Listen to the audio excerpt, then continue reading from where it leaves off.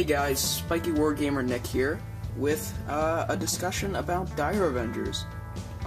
Just a little bit of intro in case you're not familiar with Eldar, just starting off, or want a little bit of a refresher. Dire Avengers are one of 4 troop choices in the Eldar Codex. They're the second most sturdy, second to Guardian jet bikes, but they really the Guardian jet bikes fill a different role. They're more expensive, whatever. Dire Avengers are the most durable standard troops that you have. However, they're durable relatively. They're nowhere near as tough as a Space Marine. So, you really can't play them like Space Marines. You can't run a squad of whatever of these guys and expect them to live any more than one turn. Unless they're 10, but in which case they live 2 turns and then flee. So Dire Avengers, basically they hit on 3, strength 3, toughness 3, standard Eldar stuff, 4 up save, initiative 5, kinda nice, attacks 1, whatever, they're not good in assault. 4 up save, toughness 3, they fall short of Space Marines, and that's why you can't consider them Space Marines. You have to play them differently. Basically, the Dire Avengers move 6, they have assault 18-inch guns, so threat range of around 24, but obviously you're going to have some guys farther up than others, so you want to be at a shorter range than 24 inches at maximum. So, Dire Avengers, their role on the battlefield is a midfield unit. If they stay too far back, their guns are out of range, they don't do anything, the opponent shoots you, you don't do anything back. It's a very passive unit, and you can't really afford to have any of your units not shooting or not performing their job. We're outdated enough as it is, being that it's a 4th edition codex, so you can't also advance too far forward, or you're gonna just eat double tap bolters, plasma cannons. Well, plasma cannons could hit you anyway, but just double tap, just, what I mean, like rapid fire. More guns can be brought to bear against you if you're too close. Where Dire Avengers excel is where the midfield objectives are, just sort of like swatting your opponent off the objectives.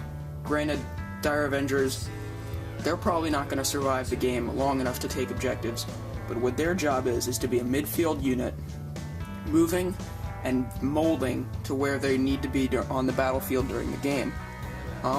So the opponent brings up a squad of tacticals, you drop a fire prism blast on them, kill a couple, finish them off with the Avengers. They really excel at midfield, just clearing people off of objectives, finishing off squads, etc. Stay too far back, you don't do anything. Move up too far forward, you just get surrounded, blown up, killed, whatever. It doesn't matter, you don't survive. And then they lose their effectiveness. And so once you get to about midfield, maybe, I don't really know how many, maybe 24 inches outside of your deployment zone, unless you're playing Hammer and Anvil, in which case it's probably 36. Once you hit that midfield line, resist the temptation to advance. You advance further, I don't know what the word is, you'll get surrounded and killed. So, you understand that Dire Avengers are a midfield unit. They're good at throwing out high volumes of shots, strength 4, which is pretty good. T6 pose even a threat to with the amount of shots you can shoot out. So, yeah, they stay midfield. They shoot, it's pretty obvious what they shoot. In light infantry, medium infantry, stay away from tanks, obviously walkers, things you can't hurt. So, let's talk about squad size, how to equip these guys, and where to put them in your deployment zone. So, squad size, it says 5 to 10 Avengers. Just don't do 5. 5 is too easy, gives up first blood. I'll just get to the point. It's just don't take 5 Dire Avengers.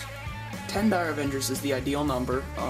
If you can't for some reason, maybe you want to get extra star cannon in there, extra hollow field, although whatever. You can cut 1 or 2, but once you start getting below 8, all of a sudden you take 2 or 3 casualties and your squad is really below its minimum functioning size. I'd say with these guys, once you dip below 7, the squad really doesn't function anymore. Just doesn't throw out enough shots to really do anything. So, how do you protect them? There's two ways you can really protect them. I would not put a Farseer with them unless you have some sort of special build in mind, because Farseers really are meant for the backfield, like your own deployment zone, supporting your long-range unit, Warwalkers, Fire Prisms, Guardians, whatever. You can't afford to send a Farseer up to midfield unless your whole army is committed to midfield, in which case that's a special exception. Most Eldar armies in this case, though, are backfield armies. You can't really afford to be aggressive against 200 Chaos Cultists. So, yeah, Farseer is kind of out of the question unless you have a very aggressive, maybe like a Samhan army. With Dire Avengers, how you can protect them is putting them in a Wave Serpent, which is always a very viable option. Wave Serpent flies around, shoots its gun for 1 or 2 turns. Maybe around turn 3, turn 4, flies up, drops them off at an objective. Dire Avengers clear it off at midfield, hold it for 2 turns. That's where the one time where they can take objectives. Otherwise, you send them out on foot, they take 1 or 2 losses every turn, they're just not fit for holding objectives. Wave Serpent, put Dire Avengers in a Wave Serpent, they're much more reliable at holding objectives. Another viable option is to put them with an Autarch. I mean, at this point, if you don't have Eldrad, you're really not playing Eldar. 2 Farseers is nice.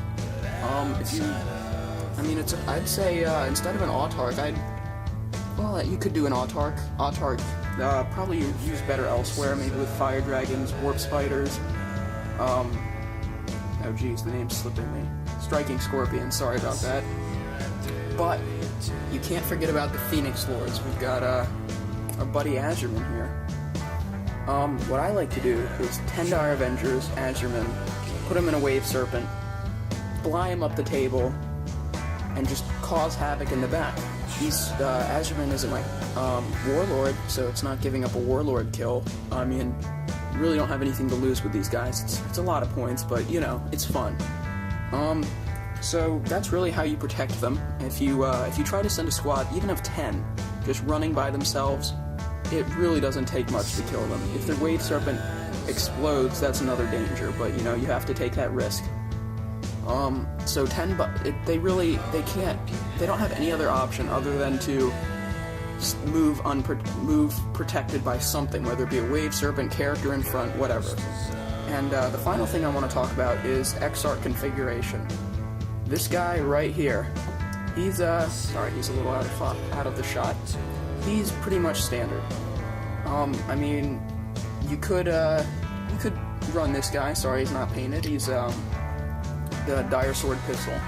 There's if you're facing a Marine army, maybe you want a little bit counter assault. So if you get assaulted, you have some chance. Yeah, the shots just work more in harmony with each other. You start putting assault in there, and the unit, it confuses the role of the unit. Just stick to all guns. I mean, that's really all you need to know. Pretty much the Shimmer Shield power weapon guy is out of the question. Nobody's really packing power weapons anymore, and if they are, they're not throwing them against Dire Avengers. So, these things to remember, shoot the Exarch pretty much all the way, unless you want to mix it up and take the Dire Sword Pistol Exarch, other guys out of the question.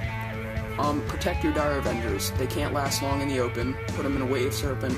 Stick a character in front of them, preferably not a Farseer. But, yeah, clear midfield objectives. Probably not going to hold objectives, but they'll clear them. They'll clear the way for your Guardians to walk up and take objectives. So, that's really the Dire Avengers role in 6th edition.